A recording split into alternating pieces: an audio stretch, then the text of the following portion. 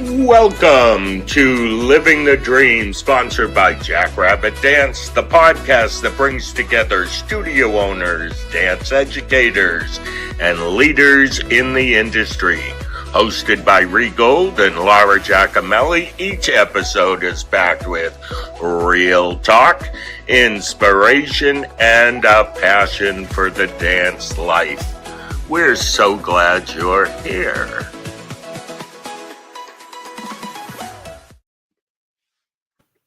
Good morning, friends. Happy Monday, and welcome to Living the Dream. I'm Rhee with my fabulous co-host, Laura Giacomelli. Hi, Laura. Hey, good morning, everybody. Good morning, Rhee. We're so excited for today's episode. This is one that I've personally been looking forward to for a long time. Same here. We've got a legend in the house today, someone who's made a lasting mark on the industry as a teacher, choreographer, mentor, producer, and leader. It's all of those cool things. Yep. But first, as always, let's take a minute and check in. Rhee, what's going on in your world? How was your weekend? What's going on? I just returned from family reunion. How was that? It's awesome. I love being with my cousins. It's when you let your hair down literally, and they all do the same. I have a cousin who makes me laugh because I have a cousin who just became a great-grandmother. She's only in her early 60s. But when we're having a beverage or we're doing something stupid, I look at her, I go, you know you're a great-grandmother? And I'm sure she loves that, right? She's like, thanks for reminding me. Where was it? Was it local to you in North Carolina or was it further away? No, we were in, I have an uncle and some cousins who live in Hot Springs, Arkansas. Arkansas is where the family comes from, believe it or not. My mother was born in Monett, Arkansas. And so that's where we went. We rented a Airbnb, a home on the water. Nice. And just hung out for 5 days. And there were probably about 10 of us, 11 of us, all cousins and my uncle who's still with us. Nice. Who can also keep up with us. And now I'm not going to say anything more. Right. I had a great time and didn't know how much I needed to not think for a week. Do you know what I mean? Well, yeah, you're in the thick of it too. You might not be in the thick of recitals, but you're in the thick of Dance Life Teacher Conference in Seoul. So You're still in the thick of it, just like the rest of us right now. So we understand. I feel like it's a 12-month thick of it. Yeah, that's true. What'd you do this weekend? I have an idea and I'm excited that you did it. So yeah. So some of you might know Amanda. She used to own a studio in Mississippi, and she was a part of the Gold Alliance for many, many years, which is a group that I'm in as well. And she's one of the original members. And she called me on Thursday, and I'm in Pennsylvania. And she said, I'm going to fly to Long Island to surprise our other friend, Kelly, and go to her shows. I was like, excuse me? And she goes, can you make that happen? I said, I will make that happen. So I canceled a couple private lessons on Saturday. And for those of you who don't know, Amanda has terminal brain cancer. So when you get a call like that, I'm getting on an airplane. I said, well, of course I can drive my butt there if you're getting on an airplane. So unfortunately, the 3-hour drive, if anyone's familiar with driving through New York, turned into a 5-hour drive. So I missed the entire recital. I got there when they were loading their props out, but it was still an amazing surprise. I mean, literally, I walked in and the theater was empty and I was like, oh my God, this is like kind of hilarious. But Kelly, it was her show. And she was like surprised if, Amanda was there and Amanda's husband Keith was there. And then I walked up on stage and Kelly's like, oh my God. So did she know Amanda was coming or was that a surprise? She only knew that Jamie was going to be there, and Jamie kind of coordinated all of the tickets and, making sure that we can all get there and that kind of stuff. But yeah, so Kelly had no idea, but we all went back to Kelly's house, and I literally stayed until like 1:45 in the morning, Rhee, and then drove 3 hours home, and I got home at like 4:30 in the morning, and the birds were chirping, and I was like, "I haven't done this since I was like 22, but this Yeah, was great." you're young, wild, and crazy again. Yeah, but it was wonderful. It's like it kind of reminded me of, like, dance is such a special thing. I like, when I was driving home, I was like, "God, like, dance owning a dance studio and loving dance brought the 4 of us together, Jamie, Kelly, Amanda, and I, and, and all the other people in Gold Alliance and in Dance Studio Alliance and all of it. It's just such a special it makes it transcend just studio ownership, like the Mm. friendships. It's really I don't know, my cup was very full leaving there, so it was awesome. I agree with you. A dance, you create a family that's different from your blood family, and it Yeah. is a family. It is that close.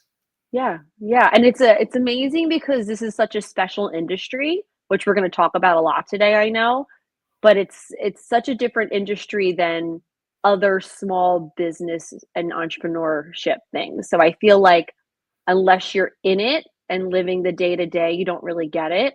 So I feel very lucky that I have many people in my tribe who get it. It's really cool. It's special. I'll never take that for granted. No, and I think in my mother's day, 30, 40 years ago, teachers weren't communicating with each other. You didn't have that support. Today, everybody is supporting everybody. That is Yeah. uh, an awesome thing about today's day in Mhm. age of the dance education field. So Yeah. much support. Yeah, camaraderie helps everyone grow. It's not I don't know, when you look at it each other as we're trying to build up our dance community and keep elevating it, it's better when you do it together, for sure. Okay, I so agree with you. Okay, so before we dive in, we want to give a huge shout out to Jackrabbit Dance. Yep, Jack Rabbit Dance helps studio owners streamline their operations so they can focus on doing what they love, including teaching, creating, and building a community. Awesome. We will see you right after this. This episode is sponsored by Jackrabbit Dance, the dance studio software empowering you to build the studio of your dreams. With over 20 years of experience, Jackrabbit has the solutions and industry insights to help your business grow. Want to increase student enrollment, optimize your pricing to be profitable, or improve staff retention? See how other studios are using Jackrabbit Dance to hit their goals year after year. To learn more, visit jackrabbitdance.com/benchmarks. We are back. Before we begin, let us know where you're watching from this morning. Leave us a comment. We love seeing our Living the Dream community. And now it's time. Our guest today is someone who wears many hats: teacher, director, producer, choreographer, mentor. I would like to add in studio owner and entrepreneur. You took it away from me. I was going to add that. He's founder of the New York City Dance Alliance, a celebrated educator, longtime faculty member of the Juilliard School, and now the owner of Steps, New York City. How cool is Mhm. that? From international events to industrial shows, from Broadway to MTV, from teaching and owning steps to changing the lives of young dancers everywhere. He's done it all. So, Joe. You guys are very, can I just say that you're so gracious? That was so kind. I was happy to just listen to the two of you talk about your weekend. That was great. I was happy to just stay in the background and listen, but thank you for having me, and thank you for all those very gracious words. Thank you. You know, I have watched you for years, and you amaze me at all the things that you do and have accomplished and followed through on, and millions of dollars worth of scholarships. It's just like, I look at you and go, how cool is this man? Honestly and truly. Okay, so I think I know this story, but I'd love for our listeners to better know it. you didn't really grow up in the dance studio. You started dancing in college. Am I correct? Would you tell us about dance and its introduction? Sure. Something that most people don't know about me is my parents were immigrants. So I'm the only one in my life born in the United States. My parents both came over on a boat with my sister from Italy. My sister's 15 years older than I am. So I grew up much feeling like an only kid. And really honestly, and we all have those inner child, the inner children still inside of us, whatever some of those things were. For me, it was always about wanting to just fit in, quite honestly. I didn't want to be the kid whose parents didn't speak English. I didn't want to be the kid that was dressed differently. I didn't want to be the kid that was eating different things than everybody else. My parents never really assimilated. They were always old world Italian. So with all that said, as a kid, I had no activities. We really couldn't afford it. They were just happy to give us what was really the necessities of life, like food, housing, education. Those things were important, but I didn't really have toys. I didn't have books. I made it all up. So no, I was not a kid that had all the blessings that so many kids right now. I had different blessings. In hindsight, having very different blessings. I knew that very quickly. Through my teen years, it was a little difficult. And it was 2 seconds after that, and I've looked at my entire life as a tremendous blessing to that I was not like everybody else. But at one point, I just wanted to be like everybody else, right? So it wasn't really until I got a little bit older that some things started to kick in. I was that kid in grade school that was happy to stand up and read from whatever we were reading or do the readings in church. I did all of that even as a kid.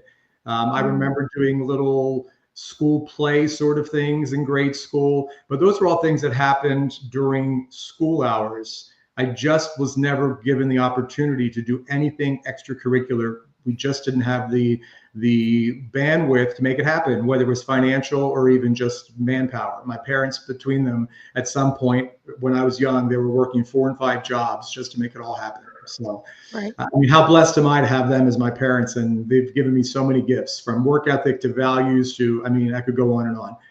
But to your point, it was in high school that I started to get the bug. It was in high school that I did the first musicals. I was cast in the leads of things. I was asked to learn choreography. Of course, I had no real training, but it was what got me started to go, oh, maybe this is something I would be interested in doing.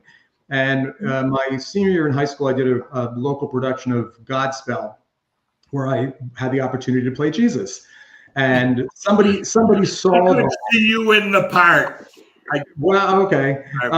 Somebody saw that and offered me a job at a local dinner theater to play Lucky in Dames at Sea, and I got paid.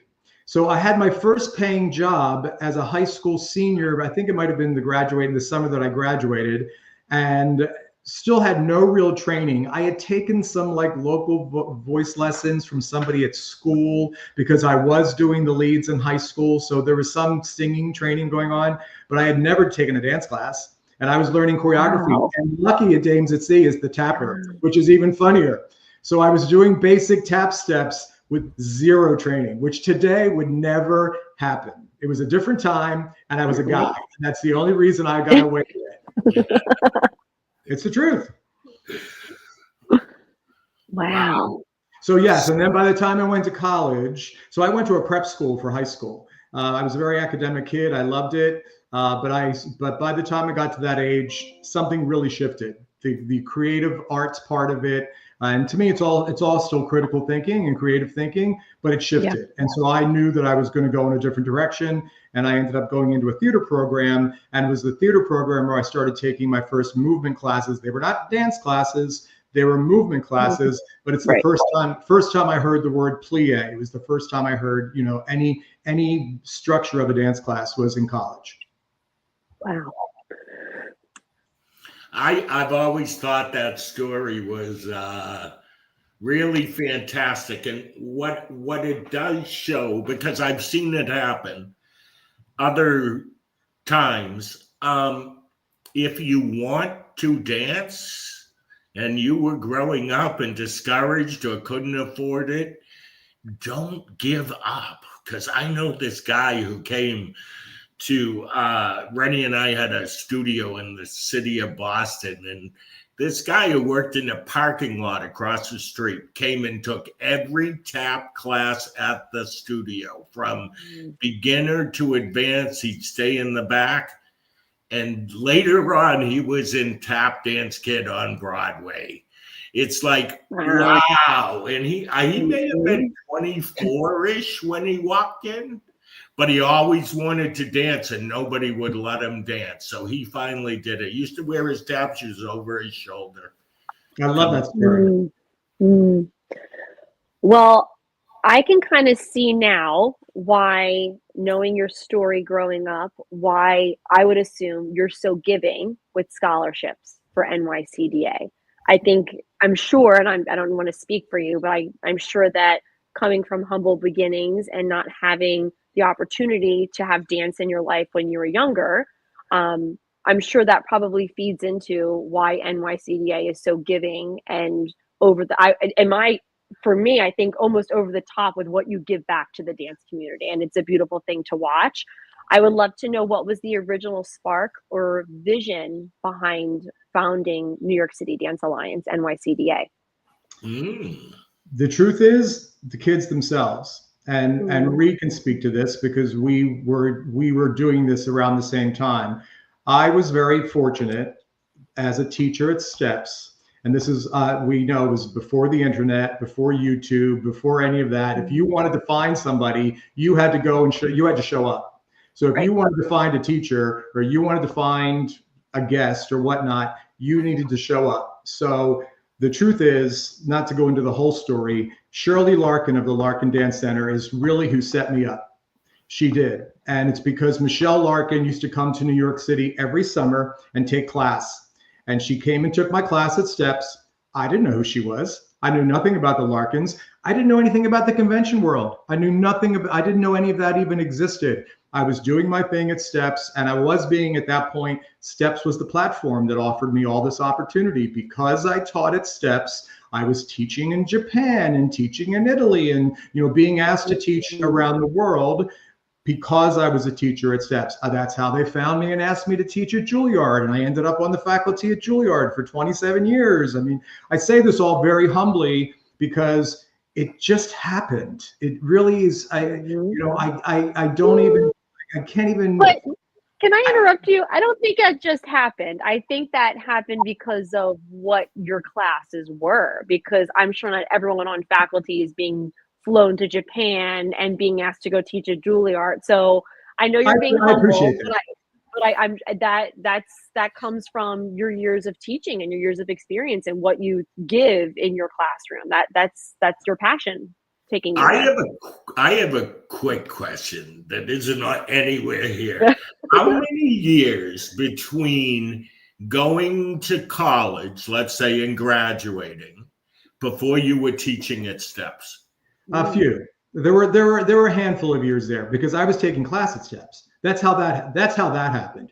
I was a student at Steps. At that point I taught. I took class everywhere. I took from Phil Black. I took from Luigi. Broadway Dance Center. I mean, I went everywhere because I had just moved to New York and I wanted to do it all. And Steps is where I connected. It just was the place that felt right to me. And they asked me to sub a class. My teacher actually asked me to, my primary teacher, her name is Michelle, who's sadly no longer with us. And at one point had moved away. She lived in Argentina for a while. She lived in Berlin for a while. If you knew Michelle, that sounds perfectly right. But she had been invited to teach at University of North Carolina School of the Arts for 2 weeks. And she turned to me and said, "Would you cover my class?" And I was young. And I said, "You've got to be kidding."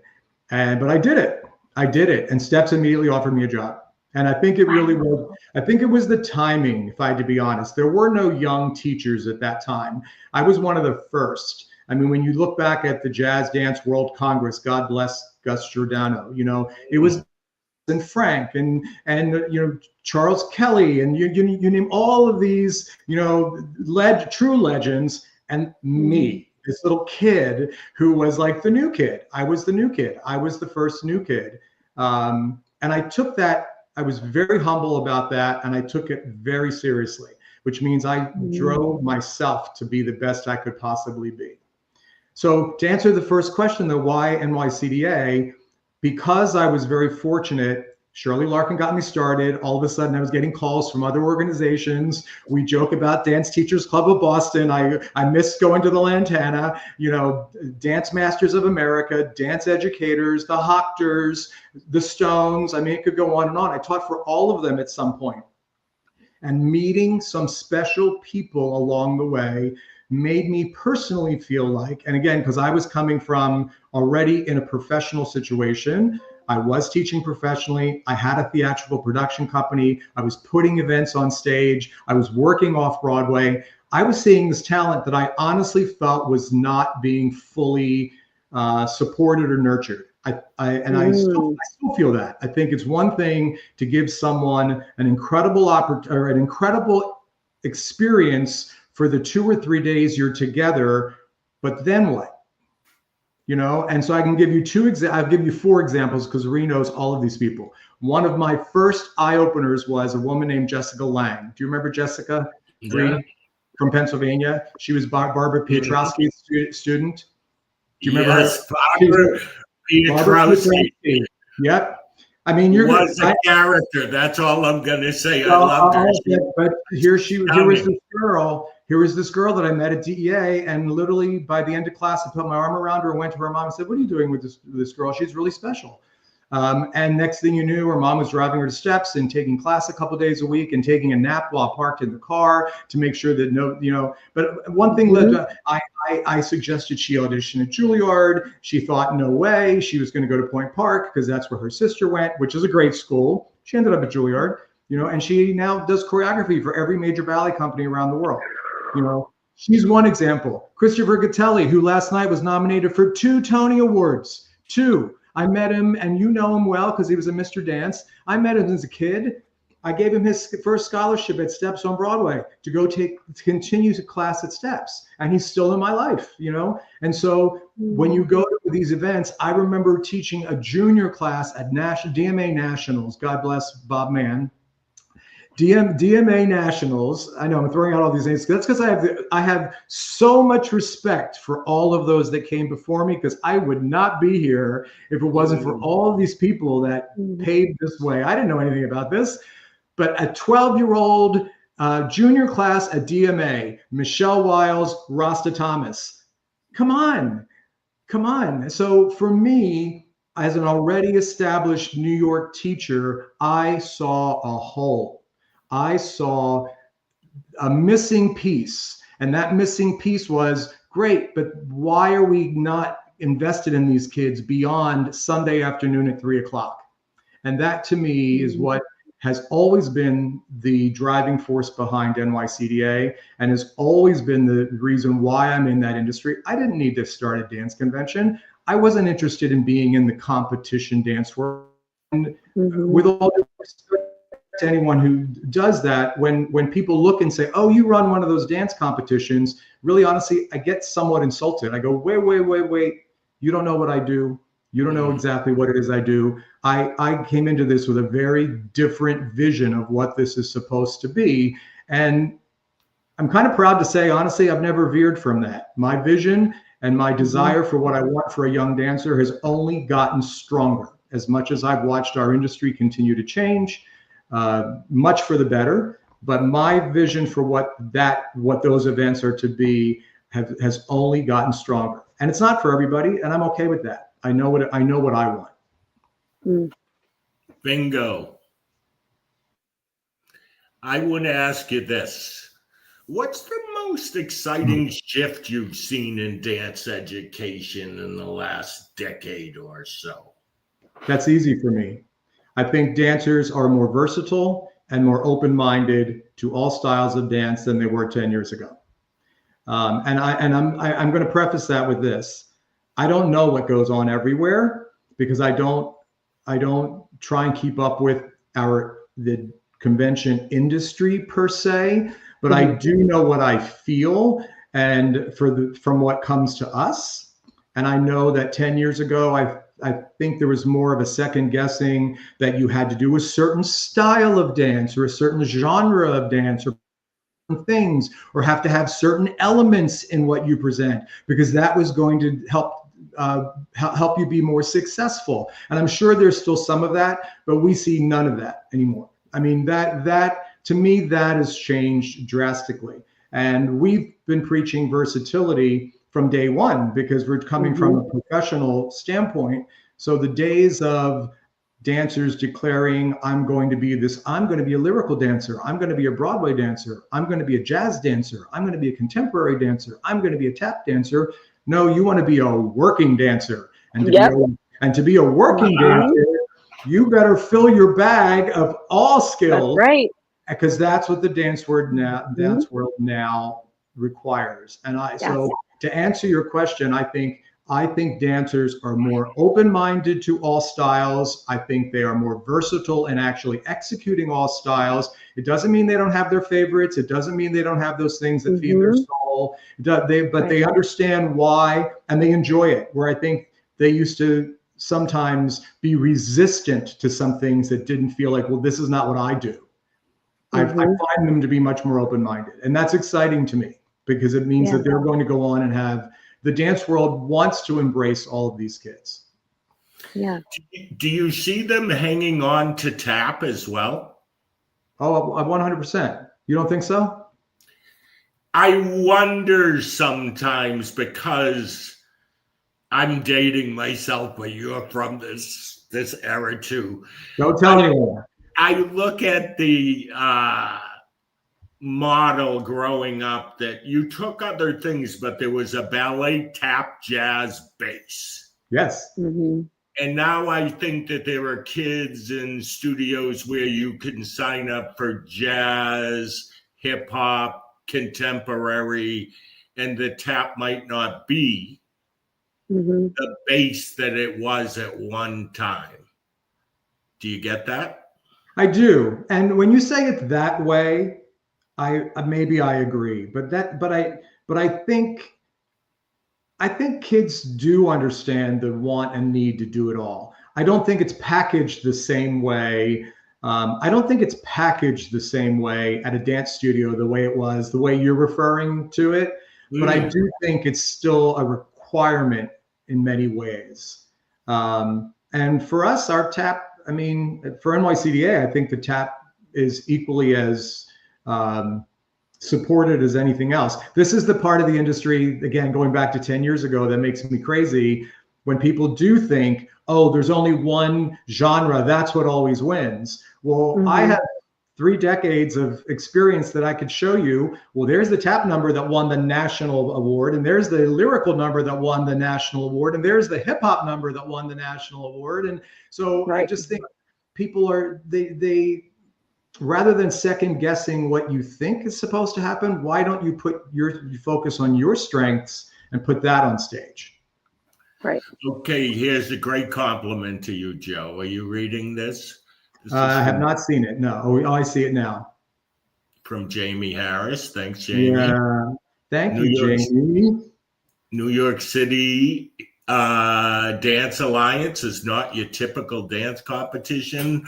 Always had that reputation in Chicago, and for us, especially 40 plus, it still has that.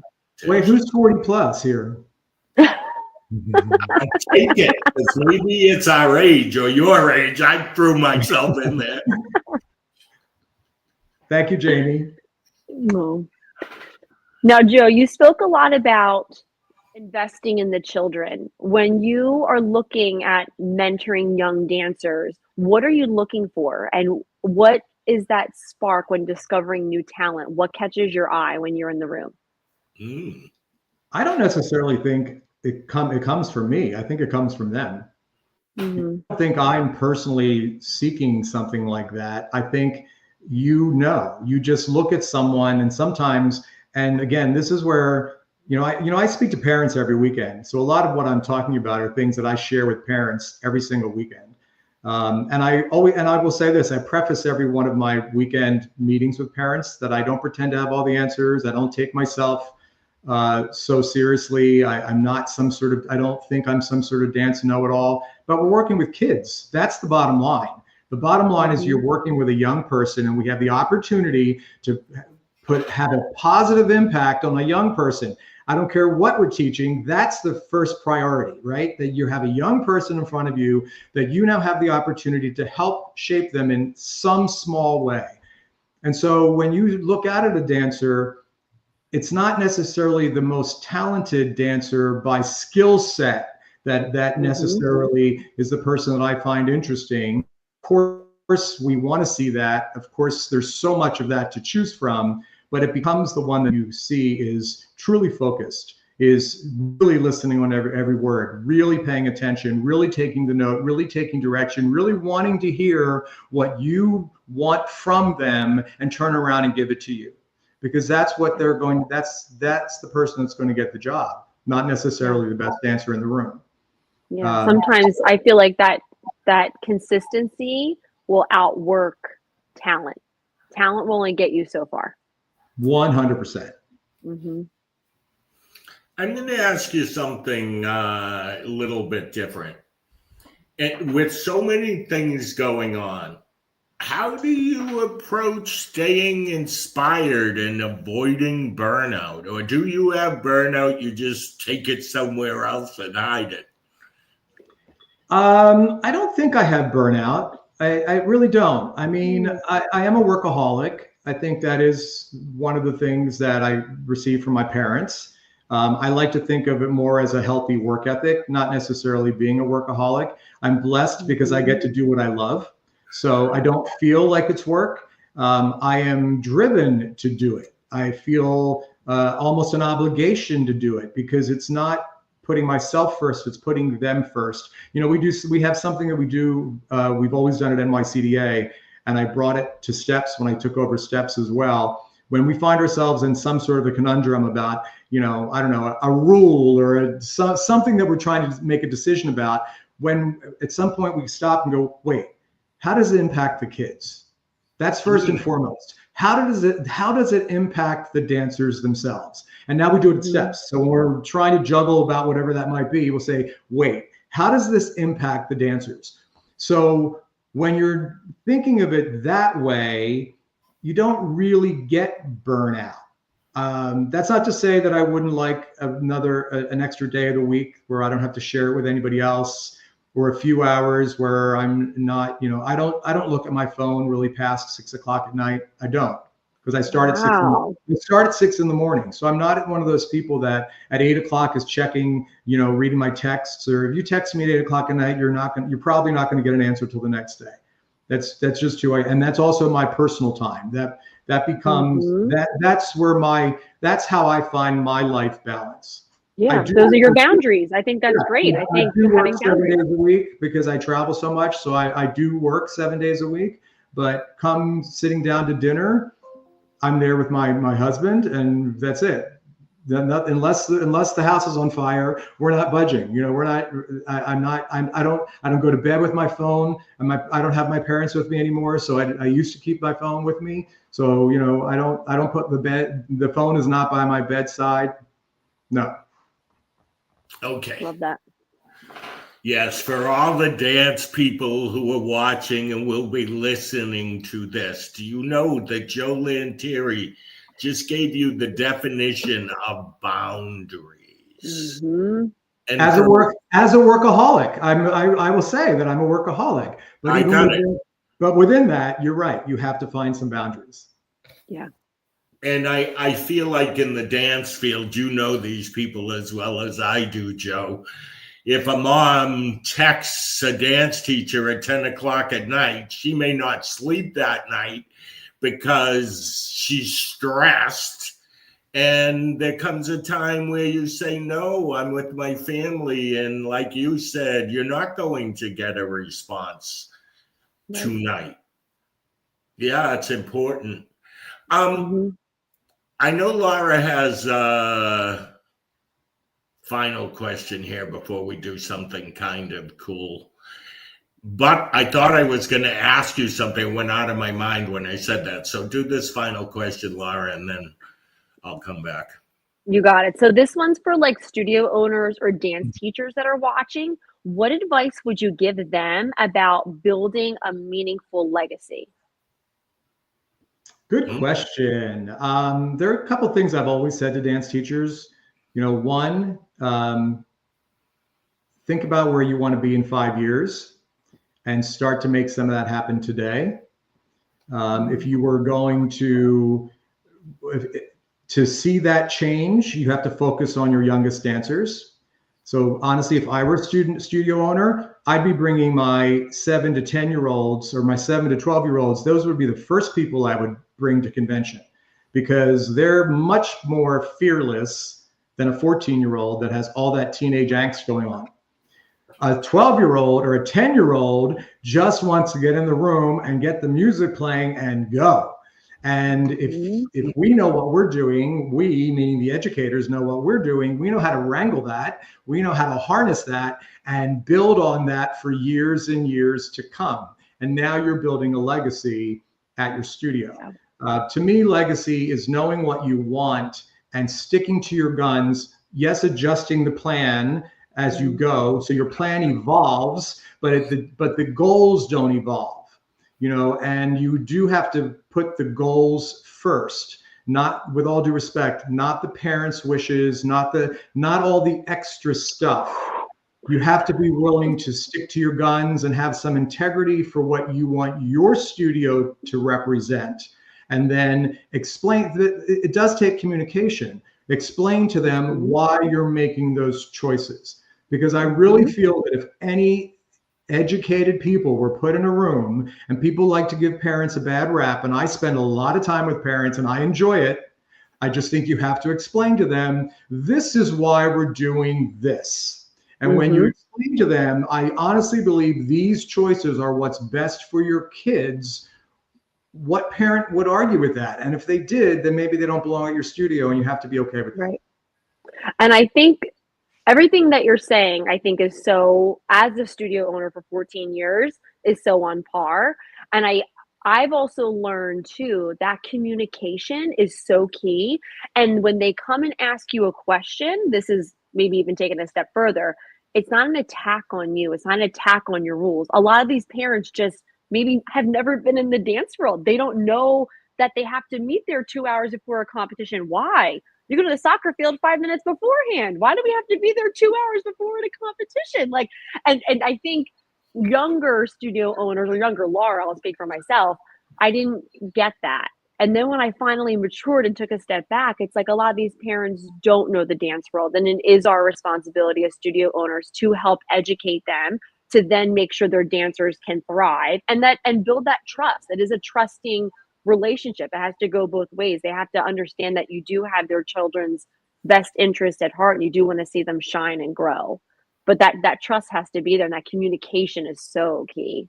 Well, you said it. Part of the job is to educate parents. I take that part of my job very seriously.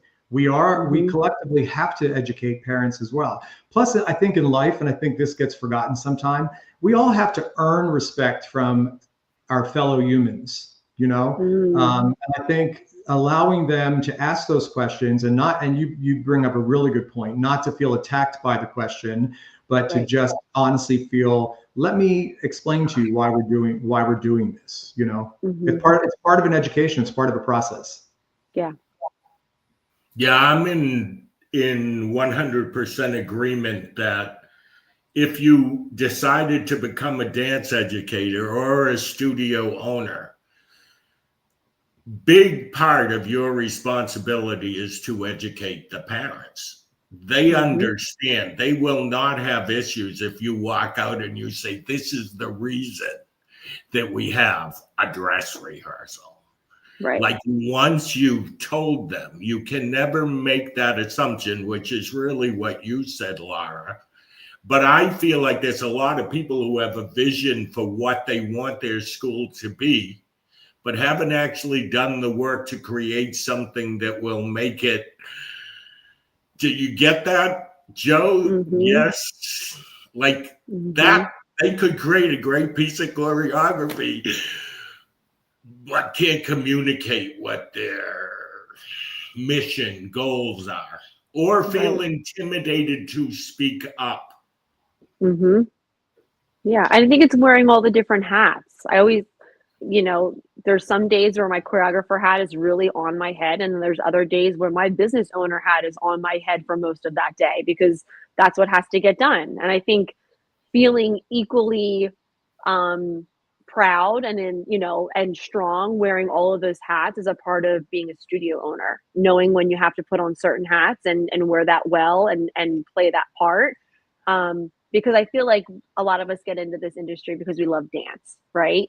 But dance also, if you're running your business, this is a business. NYCDA is a business, right? Like Steps on Broadway is a business. Weaver Dance Studio, the Rhee Gold Company, we're all businesses as well. So we have to make sure that we feel confident enough to put that business hat on when needed. Agreed. Jamie Harris brings up a really good point here that a red flag is if a studio owner doesn't want the parents to be educated.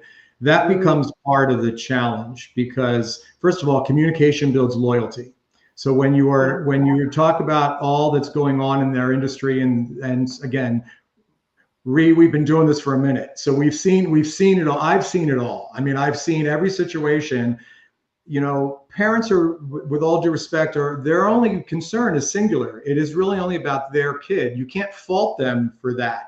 So then it becomes a matter of educating them and, more importantly, communicating with them why your decision as a studio owner now has to be the decision for this body of 120 kids or whatever it might be. And that's challenging. I find it interesting.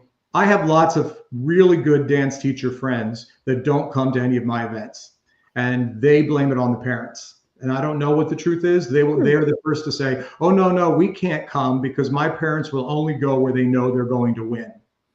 Oh, which, okay, great. I have zero response to that. I mean, I actually have lots of response. We don't have enough time. No. for that conversation, because what are we doing? Why did you open a dance studio?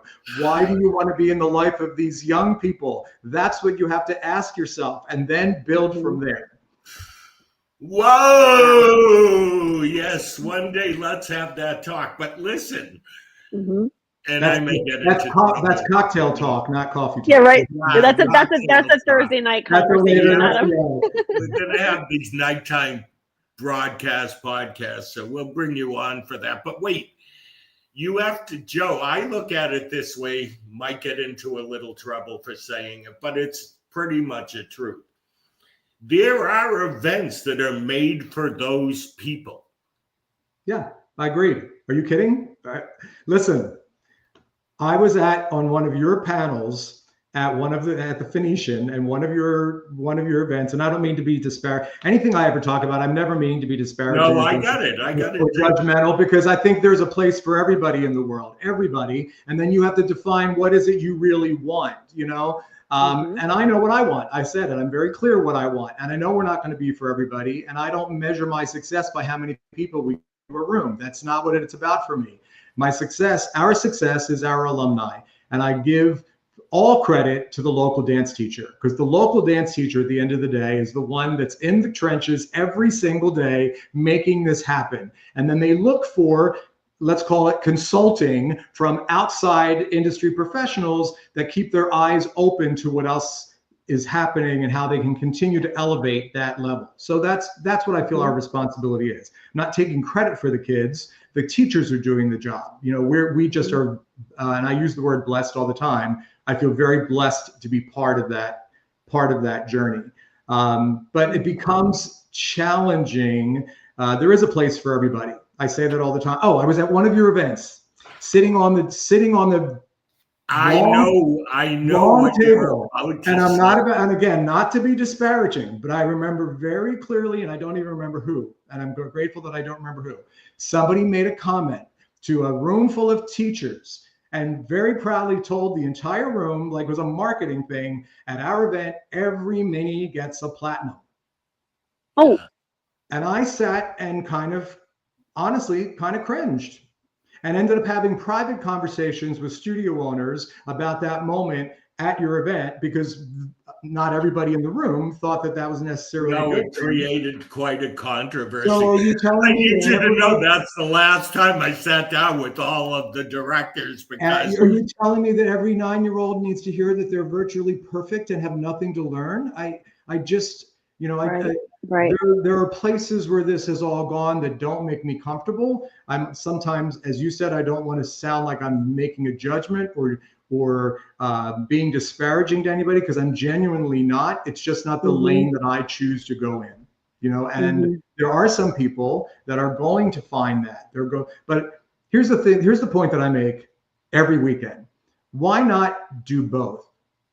Because that's what happens in sports. Sports do this so much better than dance does. I'm sorry to say that. Sports does this so much better than dance. Because in sports, you go and maybe you win a big game and you just slaughtered some team 48-10, and a really good coach goes, "Whoa, guys, I'm so proud of you. Look at this game."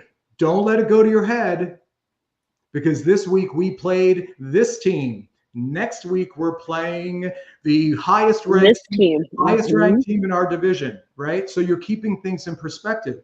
So go win your triple, ruby, titanium, platinum. Go. Be proud of it. I'm making a joke of it, but I'm not. Right. No judgment. If I was a studio owner, I would go. I would do it. I would put it on stage, get the experience. But then you sit them down and go, "I'm so proud of you guys. Don't let it go to your head, because in 2 weeks, we're taking you to NYCDA or whoever it is. They're going to expect something different." Now you're talking about creating perspective that parents need to understand. Because in dance, nobody loses. Let's remember that. Nobody loses in dance. There's no scoreboard that's black and white that says you won, you lost. Why people see it as, "I didn't get what I wanted. I'm never going back there again. I can go down the street and get the award that I want." That's the problem with our industry. You can choose the league that you want to, and that's okay. Until you face the reality of the world, if you're hoping to have a career doing this. Right. And if I don't, and I'm sorry, because I don't want to monopolize this, but I have to say, it's not just about having a career. It's about building traits in young people that understand the world is going to hold you to a standard no matter what it is you do. So I don't teach thinking that everybody that I'm going to meet has to be a dancer, not by any means. But you do need to understand that whether you want to be a doctor or a lawyer or a studio owner or whatever it is you want to do, there's no shortcut. You can't do it at this level. You have to adopt this mentality of, "I am doing this, so I'm going to do it at the best level that I possibly can." Because there's a saying, how you do anything is how you do everything. So.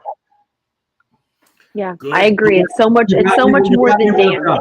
I get worked up about this. I get worked up about this very easily. Okay, so Jamie asks if she's invited to this cocktail talk that we're going to have on this topic. Let's do it. Jamie, the answer is yes, and we'll call Joe and figure out when we're going to do that. Let's do it. Yeah. For sure. Joe, all right. So Joe, we're going to do, is that okay? We're going to do a quick step round. So I'm literally going to ask you a question, and the first thing that comes to your head, you're going to answer. Okay. You're going to shoot out to us. You might regret that, but okay. Go ahead. So what is your coffee order? One Splenda light cream. What's the favorite stage you've ever choreographed on? Lincoln Center. For a Barbie industrial. How do you like that? Cool. Ooh. Yeah. A city that inspires you the most? Well, my favorite city in the world is Rome. I don't know that it inspires me, has anything to do with the dance world, but it speaks to my roots. So that's why. I mean, other than that, it's got to be New York City as far as, what we do. There's no more inspiration. Just step outside your door, Yes. I'm excited to ask you this question. Dream project you have not done yet? There was a time, well, not done makes it sound like you're going to do it. And I don't know necessarily that I'm going to do it. I miss putting things on stage. I do direct and choreograph or direct and produce the Cheetah Rivera Awards, which is very fulfilling to me because it is the Broadway world. So it gives me some sense of that. And my life, these are my peers right now, so this is it's really exciting to watch the Tonys last night. It's exciting. So there was a time where that was where I wanted my career to go. I was doing stuff off Broadway. And really, honestly, when I started, this is true, when I started NYCDA and was starting to decide what direction I was going, I had just been offered a position with Playwrights Horizons, which was all about developing new projects. And I often wonder, where I would be if I had chosen to do that. But no regrets, because I really believe this is my purpose. I believe God makes that clear to you. And there's never a day that I don't recognize I am living a very purposeful life that I am very blessed and grateful for. You're living the dream. That's why you're living the dream. Yes. You are the example, my friend. Mm-hmm. Okay, one last question. One word to describe your leadership style. Wow, I'm pretty easygoing. Yeah, I'm not an alarmist in any way. I take everything in stride. Very little stresses me out. I'm one of my strengths. One of the things I'm grateful for. I hate to use the word strength because it sounds self-promoting, and I just am not that guy. I'm a pretty good problem solver. There's very little that you're going to ever come to me and say, "Oh, we can't do this," and I'll give you three options. Not to say that they're all the right option, but that always served me as a director choreographer. I would go in and sit with a pitch with a corporate, business suit guy that telling me what he kind of wanted to do. And by the time I left the meeting, I gave him three ideas, three options of what that event could be, and we would end up doing one of those three. That's just the way my brain works. So I'm really pretty easygoing. Very little flusters me as far as that goes. You won't find anybody that say they've ever heard me raise my voice or lose my temper or have a bad day. It's kind of boring, actually. It's kind of, but I kind of like it. I'm one of the most idealistic people you ever meet. I'm not the least bit cynical about anything. I'm always going to find the positive. I think that makes some people crazy too. I think some people don't like that. Ooh, well, I feel like you're someone who has a lot on their plate. So to say easygoing, that's you. I feel like a lot of people looking in would say you probably live a very stressful, fast pace. How does he manage it all kind of life? Or you're like, I'm blessed. Like that's pretty amazing. I joke. People say, "How do you stay in shape? What's your self-care?" I say, my self-care is stress. Because I'm still the same size I was in college, and that's only because of stress. It's not because I physically have any routine of any kind at all. So I love that answer. But also, if you are a visionary, you have no time for crap is the word that came to my mind. Do you get that? Like I do. It's other people's time is spent on things that aren't moving them forward at times. Yeah. That's probably the most important thing we've said this hour, because that becomes, and we could, again, not to get distracted, but that then speaks to social media and kids and how they stay focused on where they want to go and how to get there. All of that, what you're talking about, that point is so valuable, and it's true. It is very true. You don't have time for that. And I use the word stress, but I'm not a stressful person. That's not to say that I don't feel the weight of the magnitude of what I have to do, but I don't live a stressed life per se. I'm pretty easygoing. I mean, I don't know how else to say that. That's why I wasn't sure what that adjective was going to be. I'm pretty approachable. People don't think I'm approachable. I don't know what they think or see. I don't take myself that seriously. I will stop and have a conversation with anybody, and do. You've inspired generations of dancers. You continue to elevate what's possible in our field. And I'm adding this. You have a vibe that just makes you kind of chill out, which I love. Thank you for being with us today. You guys are the best. I'm honored to have been here. So thank you for, let me know when you want to have that cocktail. We're going to do that now. I would be more than happy. Rhee, it's long overdue that we haven't connected. And Laura, it is a pleasure to have met you. Same pleasure for sure. It was honored to share the space with you. So thank you very, very much for being here today. Thank we you guys appreciate as well. Enjoy the rest of your summer. Much success on all your events. Thank you. And to everyone watching, don't forget to subscribe to Living the Dream on Spotify and Apple Podcasts, or you can view it on YouTube as well. And be sure to visit rheegold.com to check out upcoming events, conferences, and programs for studio owners and educators. We'll see you the next time. Until then, keep living the dream, friends. Have a great day. Thanks again, Joe. That's a wrap on this episode of Living the Dream. A huge thank you to our sponsor, Jackrabbit Dance, for their support of our community and helping dance studios thrive.